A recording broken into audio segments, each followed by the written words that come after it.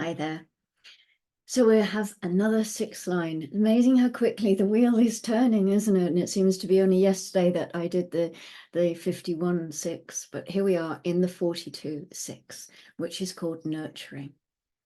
And the exalted here says a natural instinctive nurturing of others. The 6th line, as we know, is always assessing. It's assessing the integrity of its hexagram. It's sitting on top there and it's just checking it out. How's it doing? Is it truly externalizing the message of the hexagram correctly? Is completion possible? Is it correct? And above all, is it worth their while? Remember, the 6th line doesn't want to waste its energy on doing things that are not correct or that are not going to bring it some benefit of some sort. Is it worth my while to complete this process? They can also assess whether or not other people are completing their processes correctly. You know, they have that gift of wisdom there that they can tap into those things. So are other people trying to complete a process that's not actually ripe, you could say? Or have they missed that point of that sweet spot? And so they're trying to correct something that actually has passed and they need to wait for it to loop round and come again. And it may come in a different form, but maybe if they're paying attention, they will see. Because if we don't finish things correctly, they do come back again. No, it's one of those things that, especially if we've got this permanently in our design rather than as part of a transit, completing things correctly is just, we can't get away from it. And it can't, it's just there in who we are. Everything has its own natural cycle. And this is the gift of the 42, is learning when to close that cycle out. The 42-6 can get into a lot of trouble in their 3rd line phase, you know, when they're children, because they can see how things could be completed. And then they get burned, of course, because this is what happens to the 6th lines when they're young and they start telling their parents the most perfect way to complete a process that they're involved with.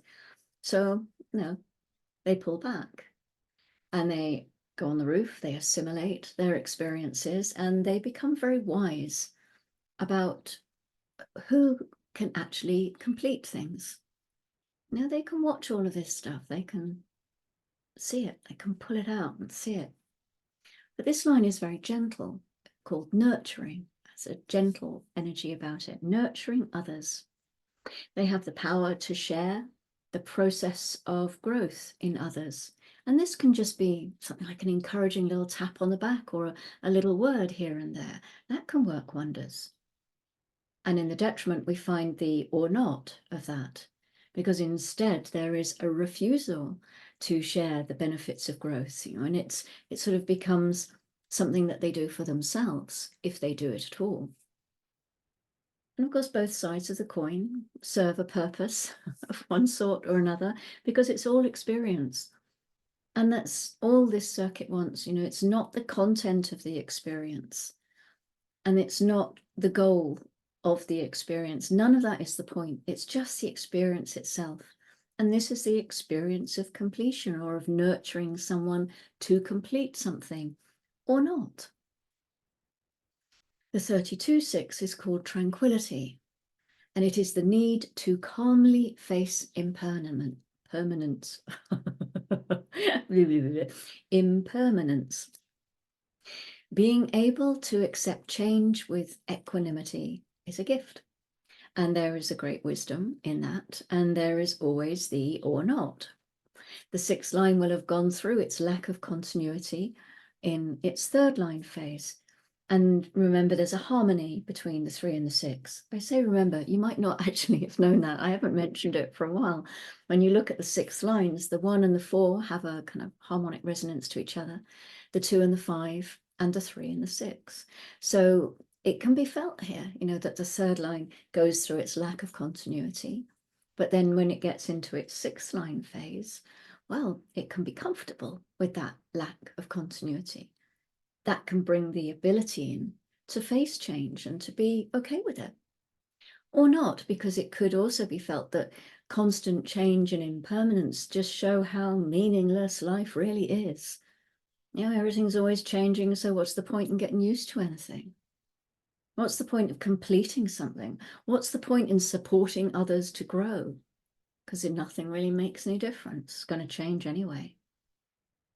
So maybe then tranquility is also stagnation in disguise. But this tranquility can support the nurturing of others. It can be rooted in a calm acceptance of change. And from here, the ability to encourage others to complete the cycle and move on can emerge quite naturally. Change is inevitable. And it says it above the line of the 32, the only thing that endures is change. It's how we meet it that matters, really, isn't it? Always, how do we meet the situations that come towards us, that life brings us? And whether we're expressing the detriment or the exaltation, doesn't matter, does it? If it's what's correct for us. Because what's correct for us is going to bring us the experience that we need to have. It's where we will meet the people that we are supposed to meet. So is it possible to surrender to change or to your experience of change?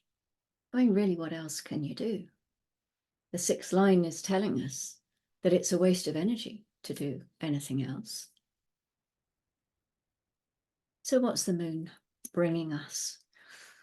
Well, gate 53 at 2250, this is the gate of beginnings. And so we have the channel of maturation here for a few hours at least, as the moon meets the sun in the channel here. So we have the 53 meeting the 42, the root and the sacral coming together, this format channel of maturation. And it's the balance between beginning something and completing it. It's the nature that everything is in constant flux, really. Everything changes, beginnings, middle, ends, beginnings, middles, ends. And then tomorrow we have gate 62, and that comes in at 9:31 in the morning, BST. And this is the gate of detail, and it's the gate of naming things, and it's the ability to grasp patterns easily, to have the patience to assemble and organize and then express the details of any situation in the form of logical answers, because it's part of that logical circuitry, and it's a throat gate, so it can express the detail. And it's a gate that needs some awareness on it in order not to overwhelm with detail that is either inessential or with too much data or any combination of the two. So tomorrow we have a new gate. The sun is transited. The sun is doing something. The sun is moving. One day I'll stop using long words because my tongue doesn't really work, does it? So we'll go into gate 3 tomorrow. So I'll be back with that first line of gate 3. And until then, thank you, as always. Thank you so much for watching and listening to my interpretation of the transits. And I will look forward to spending some time with you soon. Okay, gate 3 tomorrow. Go gently. Bye-bye now.